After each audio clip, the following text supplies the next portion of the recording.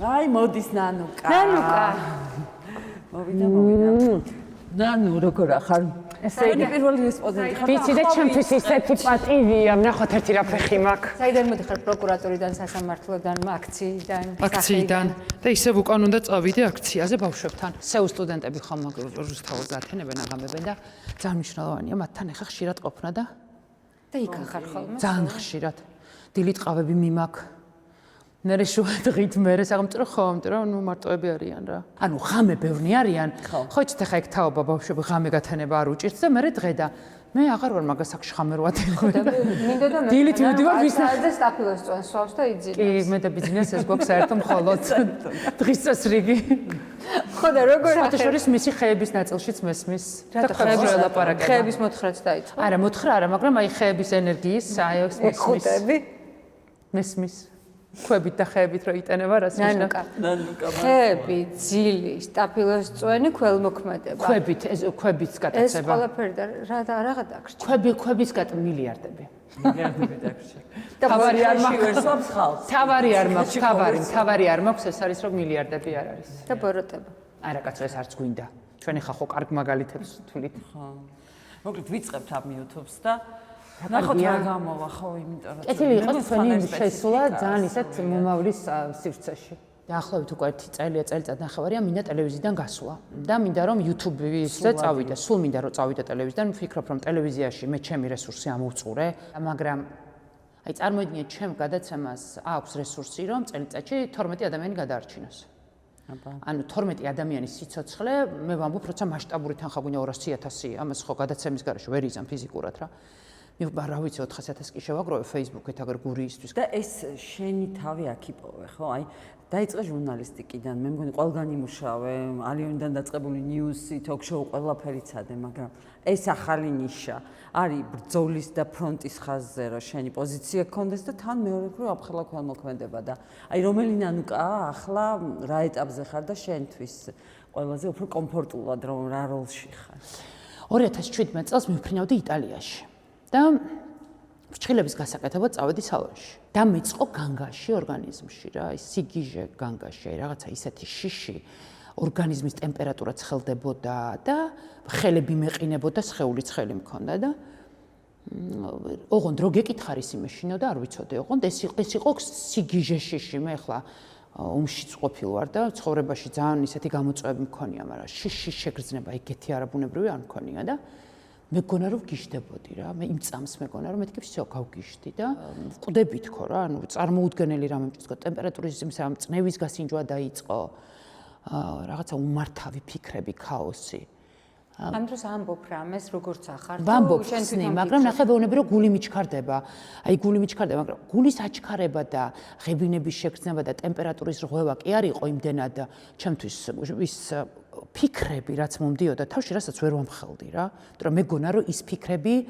ადასტურებდა იმას რომ მე გავგიჟდი ამ პერიოდიდან იწყება ჩემი ჯოჯოხეთი როდესაც ვერ ვამხელ რამჭირს როდესაც ყოველ დღე ვიძახებ სასწრაფოს ჩემთან ყველა სასწრაფოს ექიმი ნამყოფია მე მგონი იმიტომ რომ საათში ერთხელ უნდა გამოცვალო და მე ამ ხალხს ახლიდან არ უშვებდი ანუ წარმოიდგინეთ დღეში 7-6 სასწრაფო მოდიოდა ჩემთან და ეხლა ყოველთვის ხო არ დაემთხოვდა ერთმანეთს და არასოდეს წინ არ დამხვედრია რომ ვინმეს მოეყოლა რომ აი ნანუკას მენტალური პრობლემები აქვს და სასწრაფოს იძახებს და ფიზიკური შეგრძნების დონეზე ხარ ცუდად ოღონდ ეს ყველაფერი მოდის ტვინიდან ტვინიდან კი ოღონდ ეს ყველაფერი იცვლება თუ მაგალითად ერთ დღეს მაქვს იმის შიში რომ სულ მაქვს იმისი განცდა რომ მავნებენ მაქვს მე ეს ამას ანაცვლებს ის რომ მაქვს იმის შიში რომ ონკოპაციენტი ვარ ოღონდ ეს ისეთი დარწმუნებული ვარ მე მაქვს იმის შიში რომ ინფარქტის ნიშნები მაქვს გულის შეტევის და ანზორმელიასთან მივდივარ კვლევებზე ვიკვლევ ახლანდელ დროში რატო ლაპარაკობ ეს ხო ყველაფერი უკვე იყო არა იყო მაგრამ მინდა რომ მაინც იმ დროს ვიხსენებ ამის შემდეგ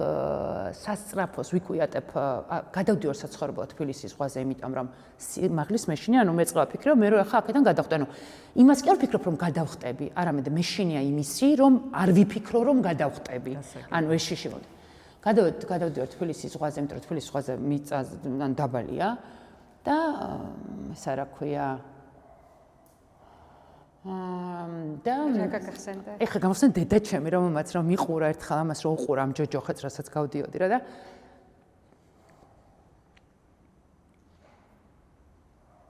და შენზე ცალკე მინდა და მეკითხა. ხო და დაჯი მეუბნება უცებ ეგეთ რამეს, რომ როგორიც გინდა იყოს შენი ცხოვრებაო. აი ამას რომ რაც გინდა ისაკეთეო, როგორც გინდა ისე იცხოვრეო. ყო, როგორ ამოხედა, იცი? ოღონდ ეხა გამოძვერი, იმიტომ რომ ვერ ცხსნიდა. რა მჭირდა, ვერ იგებდა როგორ უნდა დამხმარებოდა და დაჯი სულ ცდილობდა რომ მოყოფილიყო უკეთესი ვიდრე ვიყავი მანამდე. სულ ამის მცდელობა ჰქონდა და დაჯი იყო ძალიან აკადემიური გაწონასწორებული, სულ სხვა ხარისხის ქალი იყო, სხვა ვიბრაციის ქალი იყო და ენერგეტიკას რო იკეთებ ძალიან ხო, ამ ბოლო დროს დავისკავსე კი და ძალიან მომწონს ეს და მარიამს ვაჩვენებ რომ ნახე ახლა ამ კაცი დაჯის როგორ გება რაღაცას ვაჩვენებ ხო და ეხლა სად იქნებოდა გიფიქრია? იქ სადაც ჩვენ რას ლაპარაკობ? კი არა, ფიზიკურად იქ იქნებოდა. დაინახავდა შენსაც რას იზამდა. მე მაქვს ჩემი რიტუალი, დაჯისთან საფლავზე მივდივარ. ძალიან მაქვს ხოლმე პერიოდები, როდესაც ამას ინსტაგრამზე ვდებ, იმიტომ რომ დაჯის ძალიან მოწონდა.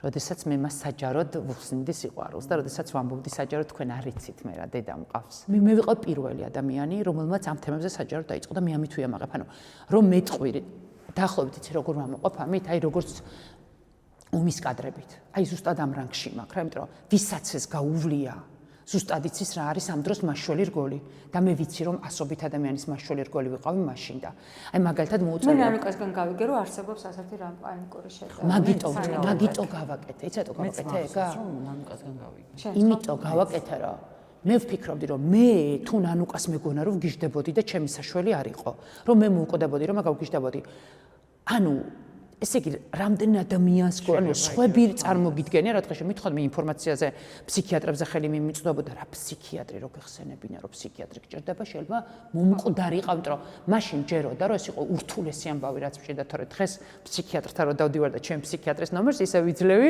როგორც საჩუქარ სხვებისთვის, იმიტომ რომ ეს მნიშვნელოვანია და დედაჩემს ვანახეო ვიდეო და შეტყობინებები მახსოვს, რას მწერდნენ და ვეუბნებოდიო, რომ აი იცი რა, ეს არის მე რაზეც აი რო არ მიჯერებდით რომ მე ვგიждდები აი ნანუკას მოусმინეთ აი ჩემ დედამთილს ვანახე რომ ხედავთ მე არ ვგიждდები აი ნანუკას უსმინეთ და მე წარმოიდგინე ეს ადამიანი რომელიც ანუ რაღაც სტერეოტიპი დაამსხვრია და ნახე სტერეოტიპის მიმართ ამ დროს გჭირდება კაუჭი აი როდესაც შენ ეს გემართება ეხლა ზუსტად მიხვდება ყველა ვისაც ეს ოდნავ მაინც ქონია რომ როდესაც ეს გემართება ძალიან მნიშვნელოვანია რაღაც პროგრამები რომ ჩართო შენ ცხოვრებაში და ერთი ესეთი ძალიან მნიშვნელოვანი ამბავი არის რომ უნდა გქონდეს კაუჭი უნდა გამოდო რაღაცას პირველი რა შვები იცით Google-ა, როდესაც გლიკა გეუბნება, რომ ეს არის პანიკური შეტევები, ნანუკა, ეს არის Twitter-ი, მაგას დეპერსონალიზაცია ქვია რა ჩვენ გჭირდა.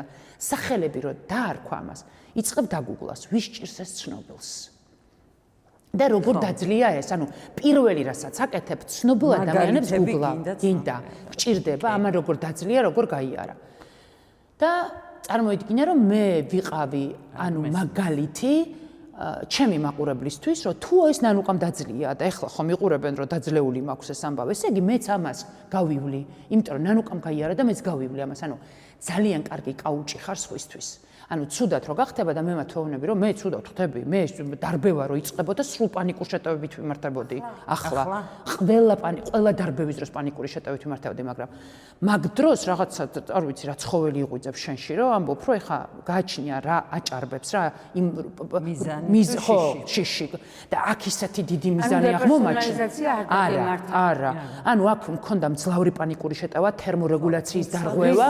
ვისი გეშინოდა პანიკური შეტევის დროს ახლა უკვე კონკრეტულად იმ ადამიანის ვინც შენ წინ შენი ღმული არის და შეიძლება გაიმეტო შენს ირგვლივ ყველა და აი მაგალითად ხედავ რომ სტუდენტებს არ ბევენ და იქ უნდა გაიქცე ინსტინქტი და შენ ამ დროს შენს ორგანიზმს შენი ორგანიზმი ვერ გიცავს ანუ შფოთვას იწყებს ძალიან მაღალი ძაბვიჩობას იწყებს მაგრამ აქ იცით რა არის აქ მიზანი იმდენად მნიშვნელოვანი იყო რომ ამას გაკარგინეს მე რაღაცნაირად ცოტა ცხოველს ხთის რომ ამას ერევი მაგრამ ყოველდღიურ ცხოვრებაში აი მაგალითად დამართნია ის რომ კარებს ვერ აღებ გეშინია კარების გაღების რომ გახვიდე გარეთ ანუ ხა რომ მკითხო რისი გეშინია არ ვიცი აი კარების გაღების მეშინოდა და გარეთ გასვლის იმიტომ რომ მეგონა რომ რაღაც დამემართავდა წნევის აპარატით დავდიოდი იმის გარშე გარეთ ვერ გავიდოდი დამომშვიდებელი წამალი მქონდა თვითმფრინავის რეისიდან ჩამოვედი არ გავფრინდი იმიტომ რომ ის დამომშვიდებელი წამალი აღარ მედო ჩანთაში ანუ მიხვდით ეს რა დონის დარღვევა და როგორ გმართავს რაღაცა და საბოლოო ჯამში რომ ეს ყველაფერი რაღაცნაირად გადავლახე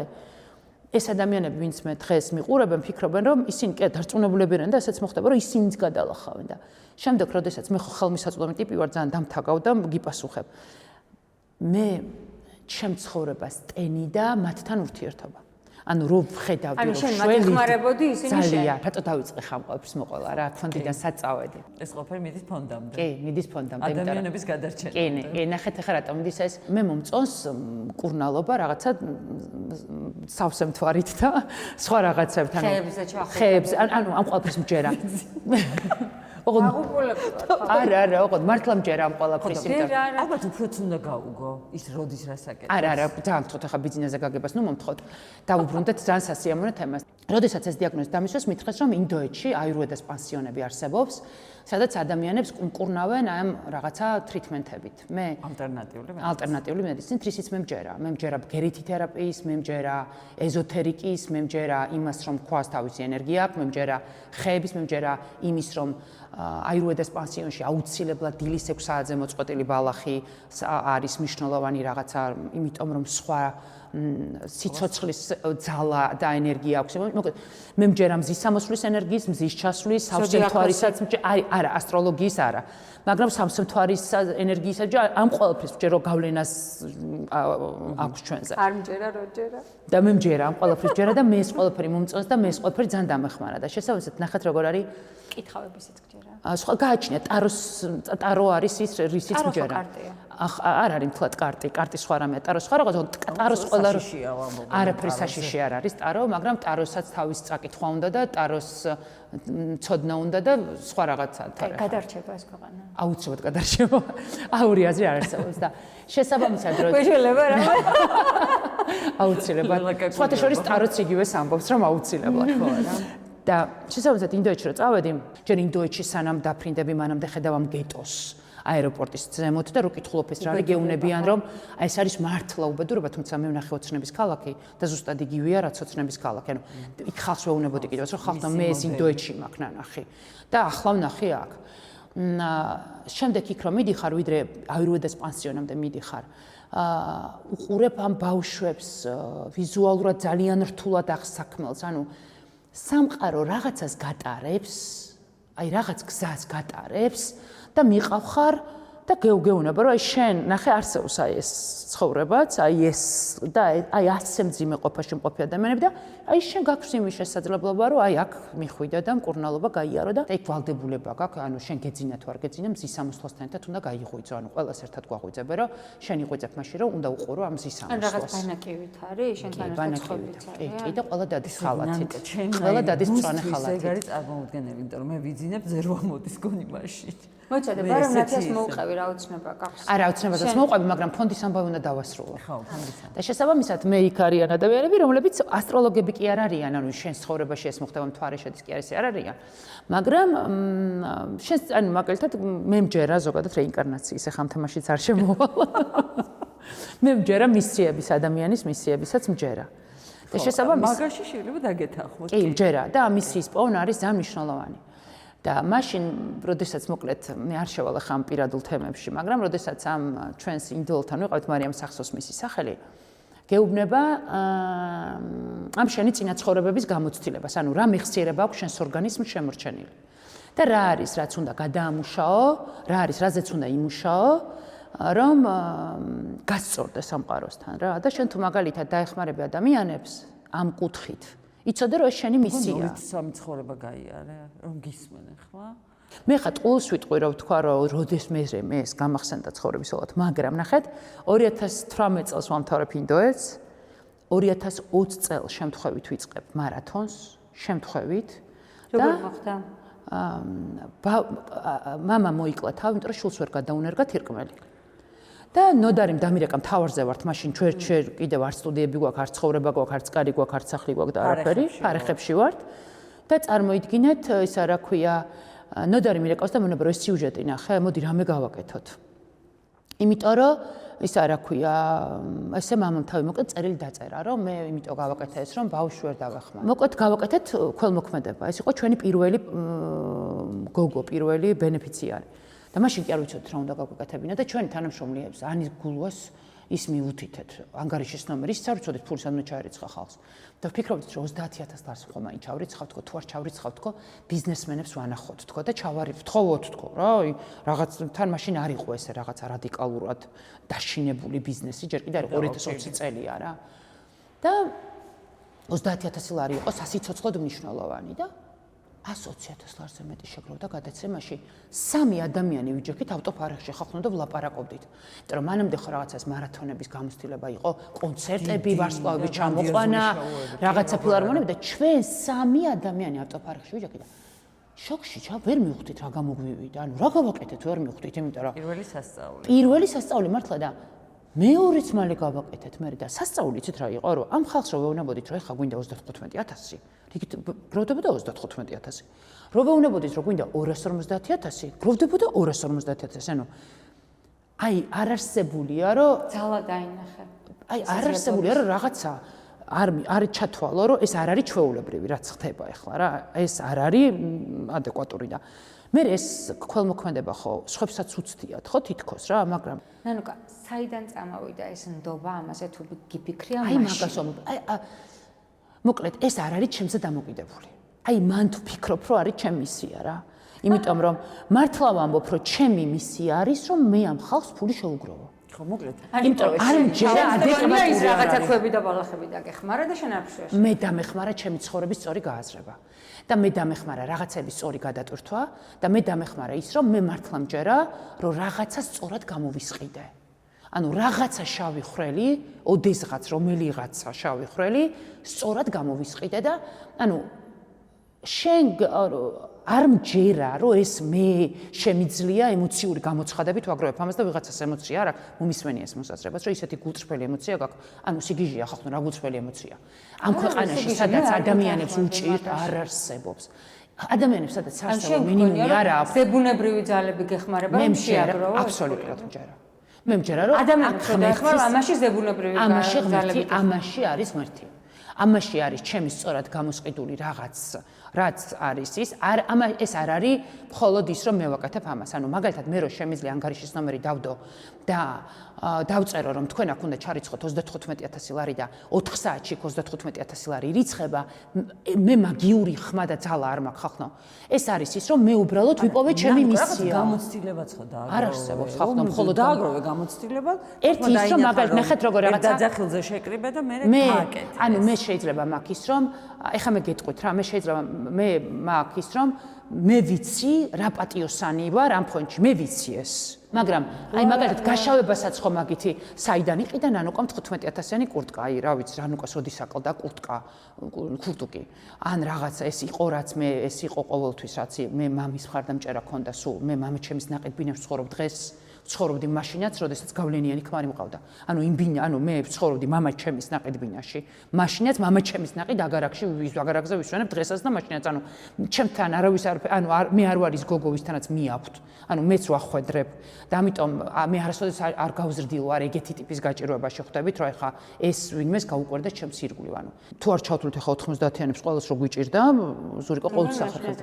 არა ზუ ქონდა მაშინ კრიზისი ჩვენ სახლი გავყვიდეთ, მუხიანში გადავედით ძალიან ისეთი სახლი იყო ხა ისეთი რა ძალიან ვიზუალურადაც ისეთი მაგრამ ზურიკოსაც უნდა დაველაპარაკო მაგრამ ზურიკო აქედან გამოძრა ზურიკო იყო ჩემზე გიჟი რაც არ უნდა გააკეთონ და მიყადაღონ რაც არ უნდა პიარი აკეთონ მაგალითად ახლა მე ვუყურე ბატო შაქარაშვილმა იმედზე თქვა რომ მე ბავშვი ვიპოვე რომელიც სიამდვილეში ჯართს არ აგროვებს მე მოვაგროვებინე ჯართი, ანუ თქვენ ხო წარმოგიდგენთ რომ სიგიჟესაც ხო აქვს ხوارი. ანუ იმას ხომ არ უნდა გავცდეთ იმ სიგიჟეს ხომ მაგრამ ქართული ოცნების სიგიჟეს ხوار აი რაფალიანც მოკლეს ხალხნო, ეს ხალხია ქართული ოცნება. და ის ხალხია რომ ბატო შაქარაშვილი ამბობს რომ მე 11 წლის ბავშვი ვიპოვე ხალხო, წავიყვანე, ჯართი მოვაძებნინე და ეს შევქმენი იმიტომ რომ იაფასიანი ვიდეოები გადამეღო. ეს ხალხია ქართული ოცნება. კი. სიმართლე არის ერთი, ორი არ არსებობს.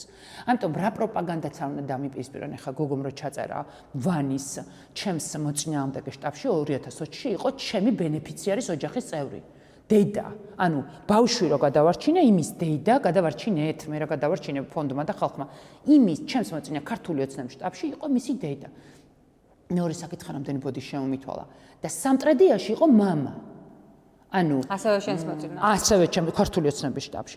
მაგრამ ანუ იმან ხო იცის ის ხო ქართული ოცნების წევრია ხო ბავშვები სეულ სტუდენტები რო დააკავეს და პოლიციელმა რო უთხრა მაშინ მანქანაში რომ მაგას პოლიციელი შული ყავს გადარჩენილი და ეგ ფონდი უნდა ყადაღა მოეხსნეს რომ ამას რო პოლიციელი ეუნება რომელიც თან მისიანი არ არის ეუნება რომ მე 51 ვარო და თქვენ მან ყველანაცი ხართო და აი მე რო ახსენა ნანუ კაი არაო ეგ ფონდი უნდა მოხსნა და ამათ მაიციან რომ ჩვენი იმედი ქონდა ყველას.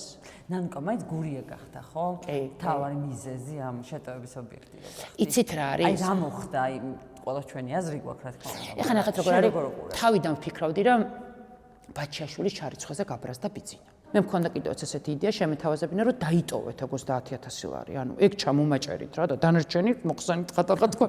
ეგეთი შეთავაზების გაკეთებინა, მაგრამ 400,000 აქვს წაღა. მე მეორე ვიფიქრე გურია.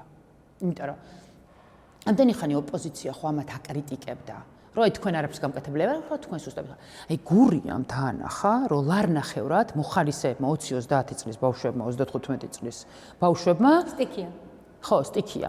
ისეთი პრეცედენტი შექმნეს იმისა, რომ როგორ უნდა მოაგვარო პრობლემა, როცა სახელმწიფოში, როცა ამის სურვილი გაქვს. და არა ის რომ გამოლპრანჭული ჩახვიდე გურიაში და ოთახიდან არ გამოხვიდე ფექი არ დაგისველდეს. ბურანით. ხო, ან ბურანით ისეირნო. არამედ აი შე რო ბურანით შეირნო რაღაც საოცარი რაღაც ძალიან მაღალ ბიუჯეტურით, ეს ძალიან მაღალ ბიუჯეტური საოცარი ქურთუკით, ცოტა გარუჯული სახეზე. ანუ შე როცა ამას აკეთებ, აი იქ რო დრონები დადიან ფონდის და არაფონდის თვითდინებით წასული დრონები და უამრავი ეს მოხალისეები მიდიან და ჩვენ საჭმელებს ციდან უყრით და ვყიდულობ და ვაგზავნით, ანუ ის რომ ქართული ოცნება ქვეყანას არ მართავს.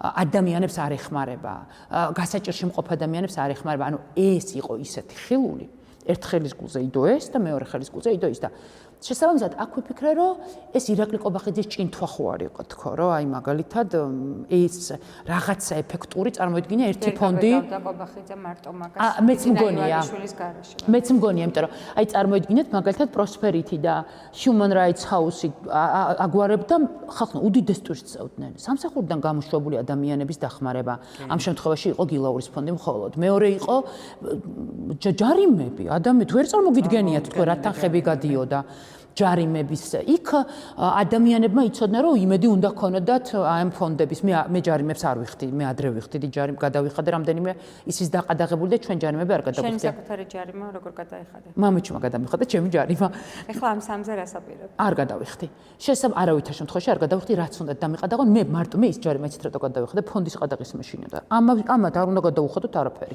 ანუ ის 5,000 ლარი უკვე ჩარიცხული გაქვს კი მაშინვე გადავრიცხე მაშინვე იმიტომ რომ რატო არ გაასაჩინე არა მე სასამართლო დადგენილებით ვქონდა ჯარიმა და 7 დღის ვადა მქონდა განაჩენიდან და არც გამისაჩივრები ახლა ვიდეო იყო შუა ქუჩაზე ვდგავარ და ხალხსვენები სასწრაფოდ გადმოთქვა შუა ქუჩაზე ვდგავარ კეტავდა ახლა სადაც გზას ვკეტავ ხო მაგრამ ეგ ხო სინამდვილეში კანონდარღვევა არა ხო მაგრამ გადაკეტვა იქ რაღაც კანონი მათი მახინჯი კანონით გასაგები იყო და მე იქ გზას ვკეტავ აი ამას როგორ დამისაბუთებენ არ ვიცი იმიტომ რომ იმ ჯარიმის შემდეგ მე ყოველთვის შესაძაც მივიდეოდი ვიდექი ტროტუარზე იმიტომ რომ ზუსტად ვიცოდი რომ ჯარიმას მე ფონდს არ გადავარიცხინებდი არც ერთს ანუ გამორიცხული იყო რომ სხვა ადამიანის რესურსი გამომეყენებინა ჩემი ჯარიმისთვის რისის გაშინა და ის მოხდა რისის მეშინა და მოხდა და ეხლა ამა ჯარიმას როგორ გადავუხდი რას მოლაპარაკებ ამ ფონდების ნაწილს რომ დავბრუნდე ალბათ ეგ არის რომ ადამიანებს იმედი გამოაცალეს მე პატიმრებს დასაყრდენი იქ ჯარიმები იქ დაზარალებულები ადამიანები რომლებსაც ფიზიკური ზიანი ჰქონდათ მიღებული და მკურნალობა უწევდათ იცით აი ერთი თვის მე ვწერდნენ რომ აი რაღაცა ეხლა მაგართულება ფილტვზე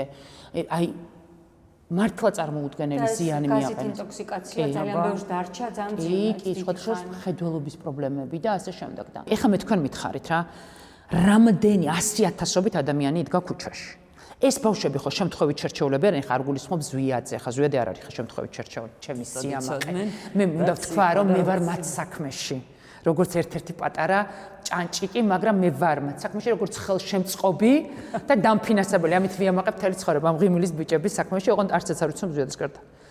ახლა არ ვიცნობ კი არა, ჩემი მეგობრები არიან.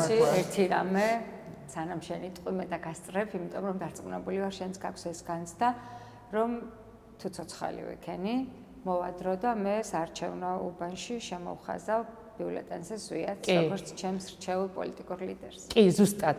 ზვიადი არის ადამიანი, რომელიც ახლა ფიქრობს, რომ გადის მერაბ კოსტავას და ზვიად გამსახურდიას გზას. წარმოიდგინეთ, ამდენ 100,000-ობით ადამიანში შეარჩიეს ლამაზები, ჭკვიანები, განათლებულები და პატრიოტები. ერთი გატეხილი პატიმარი გინახავთ, რომელიც ამბობს, რომ თქვენ მართალი ხართ, თქვენ უდიდებულესობა თუ როგორც არის, რასაც ახენ მოსამ, თქვენ ღირსება, თქვენ არც ერთმა რამდენ შესთავაზეს ბრალის აღიარება სანაცვლო თანამშრომლობისა. რამდენს ერთ-ერთმა პატიმარმა მომწერა ხა, რომ ქაუტონ ანუკა თქვენ უნდა იცოდეთ, ეს ამბავი მის გვარს არ დავასახელებ, მისი თხოვნით, რომ ჩვენთან პატიმრებთანო შემოსულები იყვნენ და გვითხრეს, რომ საპროცესოს გაგიფორმებთ და თუ ფონდზე დაწერთო რომ ესეო აკეთებდა და არც კი შევეც, ანუ არც კი მithქვამს ესეო და ეხლა ფონდი არ დაუსახელებიათა და ეხლა მივხვდიო რას გულისხმობდნენ და რომელ ფონდებსო. მე მგონია რომ ჩვენ ადამიანებს ვისაც ბრძოლაში გვაქვს რაღაცა როლები, მნიშვნელოვანი როლები რა, ძალიან იღბლიანი ადამიანები ვართ და ძალიან გაგვიმართლა. იმიტომ რომ ის რომ გვაქვს შანსი რომ ჩვენზე თქვან არა მხოლოდ ის რომ ჟურნალისტი იყო, არამედ აკეთებდა გაცილებით უფრო მეც თავის ქვეყნისთვის. ამისი შანსი მოგვეცა ადამიანებს, რომ მე ვფიქრობ, რომ ეს არის ძალიან მნიშვნელოვანი დრო, ძალიან მნიშვნელოვანი, ანუ მნიშვნელოვანი, ყველაზე მნიშვნელოვანი დრო ჩვენს ცხოვრებაში. ანუ არასოდეს ამაზე მნიშვნელოვანი არც ერთი ეტაპი ჩემს ცხოვრებაში არ ყოფილა. ომის ვერ ჩავთვლი, იმიტომ რომ ის კიდე სხვა ტრაგედია იყო და სხვა კრიზისი და სხვა გასაჭირი იყო და მაშინ ჩვენზე დამოკიდებული არაფერი არ იყო. ჩვენ ვერაფერს იმ წუთას ვერ შევცვლიდით, გარდა იმისა, რომ ადამიანები რო ანუ ყვიროდნენ მიშველე, ყველა ხვდებოდით მათი. ხო, მაგრამ მაშინ ბევრი რამე იყო ცხადი, მტერი ვინ იყო და ვის ვებრძოდით და ვინ გვებრძოდა, ჩვენ ვიცოდით. ეხლა გვინდოდა, მაგრამ ეხლა არა, ეხლა დღაბნის ეს ხელისუფლება რატო არის ვერაგი და საშიში, რომ მტერი ვინ არის, არ გეუბნება ამას და ცდილობს რომ მოყვარე როგორ უნდა გითხრას, როგორ რა განცხადებებსაც იჭერს, ნახე, რეციდივის არა, ეს მათი პროპაგანდა სამწუხაროდ რაშიც არიან ათოსნები. რაღაცა ნაწილ საზოგადოებას კომპასის მათ შორის მორალური კომპასის გასწორებაშიც უშლის ხელს. ახლა მგონია რომ თითოეულ ჩვენგან შეუძლია რაღაც შეცვლა. ანუ ახლა თუნდაც ქუჩაში ჩვენი დგომით, თუნდაც იმით რომ არ დავიღალოთ და ამ ბრძოლით, ანუ ჩვენ მე მჯერა იმის, რომ ჩვენ თითოეული ჩვენგანი შეცვლის ამ რეალობას, რაშიც ცხოვრობ და მე მგონია რომ ასეთი მნიშვნელოვანი დრო არც ერთი ჩვენგანისთვის ცხოვრებაში არ ყოფილა. ახლა ვებრძვით ხელისუფლებას, რომელიც არის რუსი. ანუ მე 80 აი ამ რაღაცა 90-იან წლებში 80 ხო, ანუ პატარა ვიყავი ძალიან. არ მახსოვს ის დრო, ანუ და ეხლა პირველად გვიდგას ის ეტაპი, როდესაც ჩვენ თითოეულმა მოქალაქემ ეს ქვეყანა რუსს უნდა გამოგვლიჯოთ ხელიდან ამ სწორ პირდაპირ მნიშვნელობით და ამიტომ ძალიან მნიშვნელოვანი ბრძოლის ხაზია რა. ერთი საჩოთი რა შეკითხვა მაინც დაგიშვა. იმდენი ვილაპარაკეთ ღიმილის ბიჭებზე, ამ მართლა სინდისის პატიმრებზე და შენც მოგადგნენ ახლა და კი მიჭირს ამ სიტყვის გამოთქმაც კი, მაგრამ აი ნანუკა და ციხე. ამ დროს ახლა ნახე როგორ ავინთები ამ თემაზე სალაპარაკო. აი იქ რა უნდა გააკეთო? ერთადერთი რას ქვია? ძალიან ბევრ რამეს გავაკეთებ, იქ შევქმნი რაღაცა დღიურებს და ავწერ გამოგზავნე უკვე ვიცი ჩემი სიტყვები როგორ იქნება სასამართლო პროცესებზე.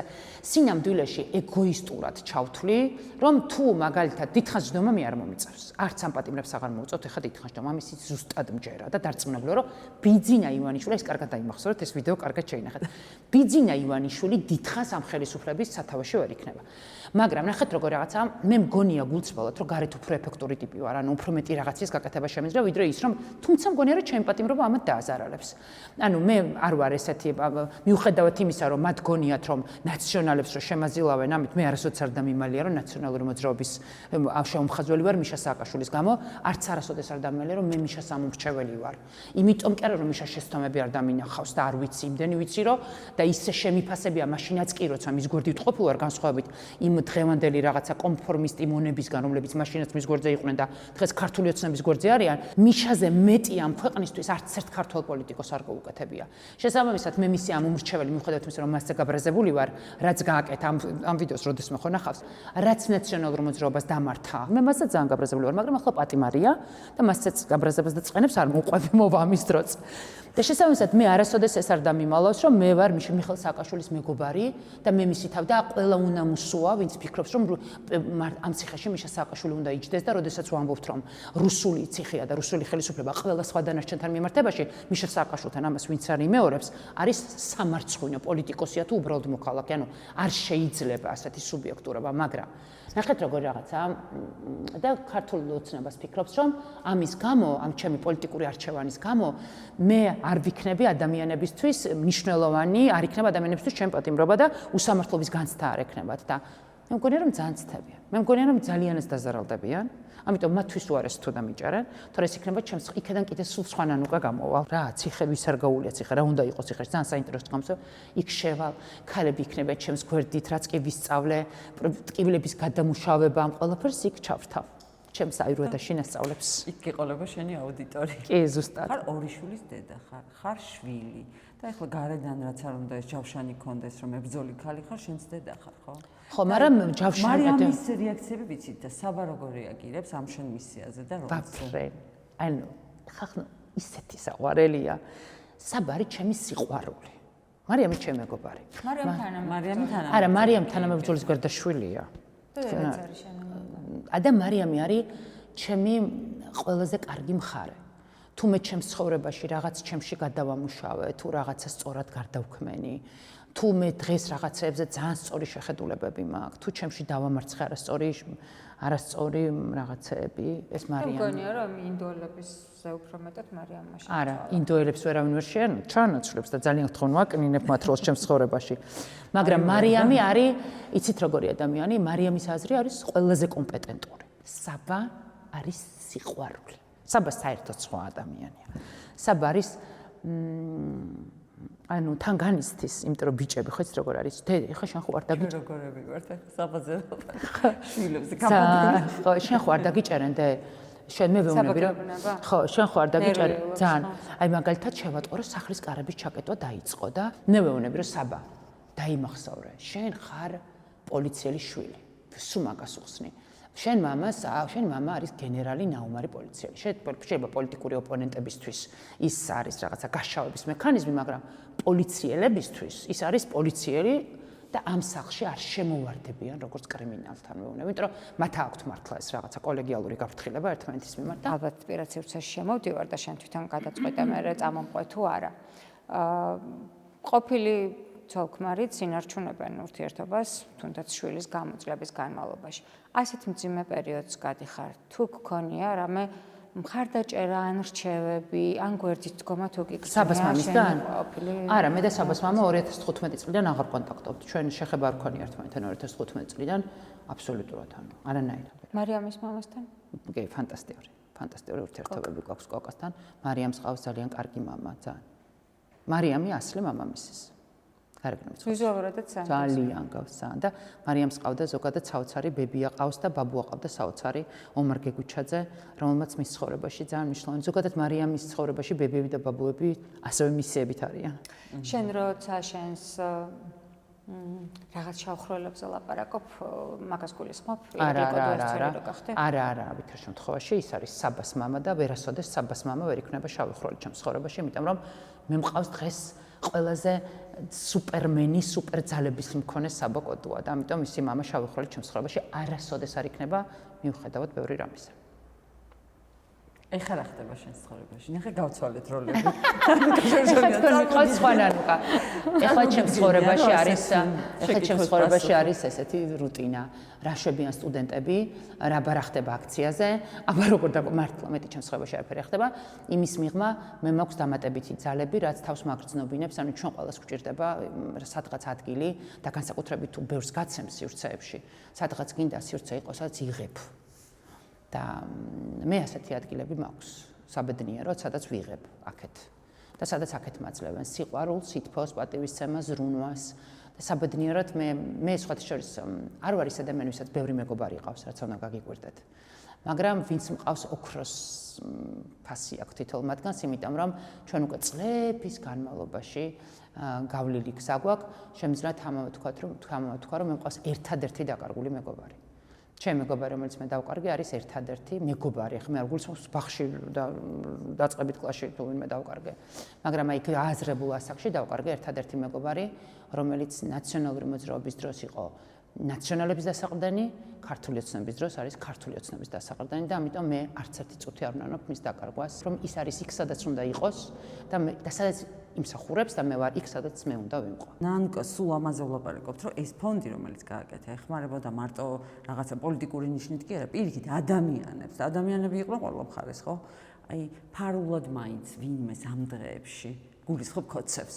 აი მე ჩემს გულში ხარ, მეც კოცებზე მინდა და მეკითხა. აი ვინმეს რაიმე, აი შენ ძალიან დიდი სანაცნობო წრე ყავს ისე და ტიპიც ისეთი ხარ სუტრიალებ და არ არჩევდი ადამიანებს. ხო. მაგრამ ამ შემოთვლა მე ვიცი რომ შიდა წრეში იყო ასრთა სხვადასხვაობა. სახელებით და გვარებით ვიცი და ეხლა ვერავის ქულას ვერ მოუმატებ და ვერც დავაკლებ და ამიტომ არ მინდა სახელებს და გვარებს. მე ვიცი რომ იყო ასრთა სხვადასხვაობა და ამბობდნენ რომ არ იქნება ეფექტური ამ ფონდის დახურვა და არ გავაკეთოთ ეს. ირაკლიმ გაიმარჯვა ყობახიძემ, იმიტომ რომ შიდა ლაპარაკში, ახლა მე არ ვიცი ეს ვინ დაურეკა და ალბათ დაურეკა ხა ამ ფონდებს ვერ დახურავდა ირაკლი. ვაიმე, უკაცრავად. ფონდის გადაცემა დაიწყო. წეგენ გამიწყდა აზრი და ტელეფონმაც დაგირეკა მე მგონი კოცებთან მეგობრობაზე ლაპარაკობდით. ბერა ივანიშვილთან თუ გქონია, ან მას თუ გქონია შენთან დაკონტაქტების სურვილი? არა. ხეხოწები ღიაც მითხარ. არა. მას შემდეგ არა. და რას გეუბნება ეს მის პერსონაჟზე? სხვა მხარესაა რა. ძალიან სხვა მხარესაა. მე დავიკონტაქტებოდი თუ მე მის ადგილას შევეცდებოდი თუ არა რომ გავლენა მომახდინე, ამაზე აუცილებლად შევეცდები. მე რომ მის ადგილას ვიყო, შევეცდებოდი რა. და ახლა დაგირეკოს, დაგეკონტაქტოს? რა უნდა მითხრას? და მირეკავს, ისე მოახდინოს გავლენა იმაზე, რომ ჩემი 400.000 ლარი დააბრუნონ, იმიტომ რომ ძალიან ბევრი ამის გაკეთება შემიძლია მაგ-ფულით. ძალიან ბევრი ადამიანის დახმარება. ბერა ივანიშვილი სხვა მხარეს აქვს მას რამე ამ ქვეყნის მოქალაქის განცდა, გულშემატკივრობის სურვილი? არასწორად ვცვამ საკითხს. ბერა ივანიშვილის მამა ბიძინა ივანიშვილი. ბერა ივანიშვილის მამა იყო ბიძინა ივანიშვილი, ის რაღაცა რეპერი ბიჭები რო დაიჭირეს, მაგრამ გამოვიდა სიმღერა ჩაწერა და გაათავისუფლა. სხვა რაღაცაზე გაიარა მაშინ სხვა დრო იყო.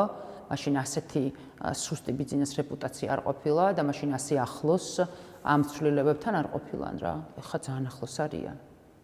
იმასთან რომ შეიძლება მამამისმა ყველაფერი დაკარგოს. თუმცა მე ვიცი ერთი რა. ზუსტად ვიცი ეს. ბერას რაღაც ნეგატივის, აი ტრიტრის მერე რომ მოყვა ნეგატივში, დიდ ნეგატივში და მიიღო ქვეყნიდან წასვლის გადაწყვეტილება, მას ჰქონდა ძალიან დიდი ბრაზი. ძალიან დიდი ბრაზი კონკრეტულ ადამიანებზე. მე ვიცი ეს არაჭორებით. აი რაღაცა ვიცი რომ შიდა ამბებზე არა, გარემოცვაზე ადამიანებს აბრალებდა იმას რომ მას აღარ შეეძლო ამ ქვეყანაში ცხოვრება, იმიტომ ნეგატივის გამო ქუჩაში ვერ გადაადგილდებოდა მარტივად, სადღაც უკვე ისე აღარ იჯდა, ვეღარ იჯდა და ეს თავისუფლება რო დაკარგა მანამდე როცა იცი რომ სიყვარული გაქვს, სადაც მიდიხარ გიღებენ ისე და მე რო უცებ ამას კარგავ. როგორც ვიცი, ეს რაღაცა ქონდა სიბრაზა რა, რაღაცა ერთი კომუნიკაცია მახსოვს რაღაც ერთი გადაკვეთა და მანდ ესე იყო რა. ანუ მე არ ვარ იმ ადამიანებს შორის, რომლებიც შვილებს. მას არ შეუძლია გააჩეროს მამამისი? ალბათ არა, თეა. არა მგონია. ალბათ არა. არ გინდა რამე უთხრა? არა. აზრი არ აქვს. არასწორია. არასწორია ეს მიმართვები, იმიტომ რომ მე მგონია რომ ჩვენ სულწლოვნები დიდი ადამიანები ვართ და ჩვენ ვიცით ამ ქვეყანაში რა ხდება. და ჩვენ თვითონ მივიღებთ გადაწყვეტილებას. მე ხა ვინც არ უნდა მომმართოს შემცვლის როდესმე, ან გადაწყვეტილება შემაცვლევინებს? never, არასოდეს. ამიტომ ვერამ თვითონ იცის რა ხდება. მე დარწმუნებული ვარ რომ მას ხელი მიუწვდება ინტერნეტთან, დარწმუნებული ვარ იცის, ვერამ იცის რა არის სიცოცხლის ფასი. ვერამ იცის და ბიძინამაც იცის რა არის სიცოცხლის ფასი და ის რომ შვილებმა უნდა იცხოვრონ დიდხანს, ყველა შვილმა. ვისიც არ უნდა იყოს ის შვილი. და როდესაც შენ ამის შესაძლებლობის გარეშე ტოვებ ადამიანს, რომელსაც საკუთარი შვილის გადარჩენის ერთადერთი იარაღი აქვს ფული. უნდა გქონდეს ფული, რომელიც არ აქვს. ძროხას ყიდის. აი, ჩემი გადაცემა გავიდა ალბათ ნახე, ძროხას ყიდის, ტრაქტორს ყიდის, ყველაფერს ყიდის, იმიტომ რომ შვილი გადაარჩინოს და შენ ამას უკეტავს საარსებო წყაროს. ანუ გადარჩის, ანუ ჩვენ ხო ყველაფერს ვაკეთებთ, რომ ჩვენმა შვილებმა დიდხანს იცხოვრონ. მე დარწმუნებული ვარ, რომ ბიძინა ივანიშვილი ყველაფერს, ყველა სიგიჟეს აკეთებს, რომ მისმა შვილებმა დიდხანს იცოცხლოს. და მე მესმის ყველა მშობლის, რომლებიც სიგიჟებს ჩადიან, რომ შვილებმა დიდხანს იცოცხლონ. ასე უნდა გავაკეთოთ რა, ასე უნდა მოვიქცეთ. მათ შორის ვინმე თუ მეტყვის, რომ შენ თუ ხეს მოთხრი ახლა და გადაიტან სადღაც, შენი შვილი დიდხანს იცოცხლობს, მე იმ ხეს მოვთხრი. და გადავიტან. იმიტომ რომ ჩემი შრომა დიდხანს იცოცხლოს. და ეს არ არის სიგიჟე. ეს არის ნორმა. 100-ია სწორი.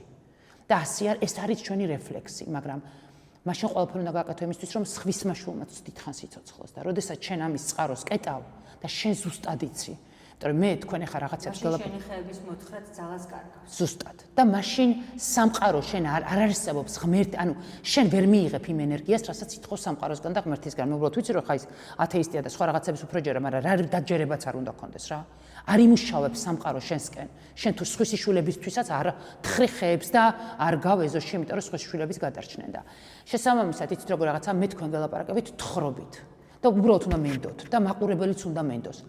ბიძინა ივანიშვილს ხო საბუთები უდევს და უდევს ციფრით ამ ფონდს რა გაუკეთებია და ხო ზუსტად იცის რომ ამ ფონდში სადაც არც ერთი ხელფასიან თანამშრომელს არ უარსებია ბუღალტრის გარდა 24 შვიდზე სხვებისთვის როგორ უმუშავია და შესაბამისად როდესაც შენ ამას კეტავ აი ეს მთელი შესაძლებლობები ეს ასობით ადამიანი მომავალი ასობით ადამიანი რომელიც დახმარება რომელიც შვილს ვერ გადაარჩენს და ექნება გაფიქრება რომ აი ნანუკას ფონდი რო ყოფილიყო ამას ვიზამდი ნახე დედა მეუბნება რომ თქვენ არიცით თურქეთის კლინიკაშიო თქვენი ნომერი რამდენ დედას აქვს შავი დღისთვის შენახულიო ანუ იმ დედას ღმერთო ყველას კარგად უმყოფე მაგრამ აი ვიღაცამ რო ოდესღაც ვერ მოახერხოს რაღაც აი ვიღაცამ რა არავის კონკრეტულს არ გულისხმობ იმას ხო ექნება ის გაფიქრება რომ ფონდს რომ ეარსება ჩემშულს გადავარჩენდი და ამის შესაძლებლობა ხო ბიძინამ ჩაუკეტა ანუ ეს ენერგია საწავა ანუ ჩვენ თუ ერთი რამის გვჯერა საწავა ეს ენერგია ეს გზავნილი იმ დედის ფიქრი იმ დედის გაფიქრება ხშირ შემთხვევაში სამართლიანი წყევლა სად წავა ამ დროს ხო წყევლა მაწყევრის არ არის დედა რო შვილის გადარჩენისთვის ითხოვს ეს ხო გულწრფელი ამოხეთქვა და შესაბამისად ამასად გაიქცევა და ამიტომაც თუ ჩვენ გვინდა რომ ჩვენს ლოცვასაც ჩვენი აი ხო ამბობენ რომ აი ლოცვის დროს დედამიწა ვიბრირებს რომ ასე ამბობენ ინდოეთში იმიტომ აქ ლოცვა ზალაო რომ ბევრი ადამიანია და ამიტომ ისინი ხშირად ითხოვენ ხოლმე რომ გთხოვთ ჩემი შვილებისთვის ილოცოთ ამერიკაში უყვართ სხვათა შორის ეს და უყვართ ეს საერთო ლოცვა კათოლიკებს აქვთ ეს ტრადიცია რომ ყველამ ერთად ვილოცოთ და ეკლესიებში დროს ნიშნავენ რომ საერთოდ ბავშვისთვის ილოცონ რომ გადარჩენთ რომ ჯერათ რომ ამ დროს დედამიწა ვიბრირებს და სხვა ზალა აქვს და თუ ჩვენ ამის სიგვჯერა რომ ჩვენ სურვილებს ჩვენს ფიქრებს ზალა აქვს და იმას რასაც ვაკეთებთ ახლა მოდით შევთანხმდეთ რა რომ ჩვენ მაინც სადღაც ქოცნობიერად გვჯერა იმის რომ ჩვენ რასაც ვაკეთებთ ეს სადღაც გვიბრუნდება ან ამ ცხოვრებაში ან შემდეგში ან გვჯერა ის რომ ამით ჩვენ შვილებს ვიცავთ საფრთხეებისგან რაღაცის გვჯერა რა და შესაბამისად ჩვენ ხო იმისიც გვჯერა როდესაც რაღაცას არასწორად თუ არ ვაკეთებთ ისიც უკან და შენ წარმოგიდგენი რაზე ვსაუბრობთ ჩვენ ვსაუბრობთ მომაკვდავ ბავშვებზე ხალხო მეორე სართულიდან რო ბავშვი გადმოვარდა და რო დაბრმავდა იმის მხედველობის აღდგენაზე ვსაუბრობთ. ან ახლა რო ვერ სუნთქავს და რეანიმობილით რო წაიყვანეს, იმის ფილტვების აღდგენაზე ვსაუბრობთ. ანუ თქვენ წარმოგიდგენთ რა მძიმე პაციენტებზე ვსაუბრობთ? და შესაბამისად ყველაზე მეტად ამ კაცის ასეთი ცრუწმენების კაც უნდა ჯეროდეს იმის რომ სამყარო მისას არ გაიგონებს. გამორიცხულია რომ გაიგონოს მისი თუ არ შეეცდება იმას რომ სხვისი შვილებიც გადარჩენ. პოლარული ინფორმაციით იცი რომ დიდი მსჯელობა მიმდინარეობს. აღარ მოიხსნა ყველაფერი. ეხლა არის საუბარი იმაზე რომ პროცესი გაწელონ, ვატაროთ პროცესებზე, ეგენი ყველა დავღალოთ. ძალიან ცუდი წარმოდგენა აქვს ჩემს ენერგიაზე. თუ გონიათ რომ მე ახლა ეგენი დამღალიან პროცესებზე სიარულით. როგორც მაია ასათიანმა თქვა. როგორც გიждები, მე მათქვევინე რა. ერთ თავს მოვაჭრია. როგორც გენიოსმა მაია ასათიანმა თქვა, ნანუკა ჟორჟოლიანი არის უჩხული, დრაკონი, რომელსაც ერთ თავს რომ მოჭრი, მეორე ამოდის. როცა ებრძო უფრო ძლიერი ხდება. აბსოლუტურად. ამაში მეცვე თანხმები მინახავს ეს და გამომიწევს. და არაადეკვატურად ოპტიმისტი. მომავალიც გითხარი ხა და ჩემი პირადი. შენი პირადის და ქვეყნის. ქვეყანაში ესე იგი ბიძინა წავა. სად გადავიჭერით თეა? ესე იგი მე არ მოყვებით მაგრამ მე მოყვებით ბიძინა წავა, ისე წავა რომ ამათ დატოვებს. ჩატოვებს ამათ აქ და თვითონ წავა. ხოცებს დატოვებს რა თქვი და კაცო ყველა ჩაგვიტოვებს და წავა. მე ესენი წავლენ მოსკოვებში, მაგრამ მაინც. ბიძინა რომ წავა და ახალი ხელისუფლება რომ მოვა. მე მეკრება მათთან ესეთი თხოვნა. რომ გამიშვან ინდონეზიაში ელჩად.